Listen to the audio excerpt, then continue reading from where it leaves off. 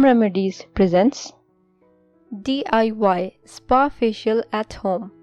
Why waste money on expensive creams when you can treat yourself with a soothing homemade facial mask from your own kitchen?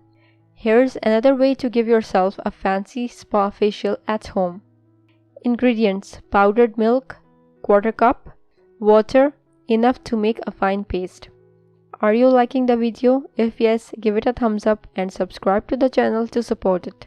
Procedure: make a homemade face mask by mixing quarter cup powdered milk with enough water to form a thick paste. Cleanse your face and coat your face with the mixture. Let it dry completely. Then rinse with warm water. Your face will feel fresh and rejuvenated. Do try it.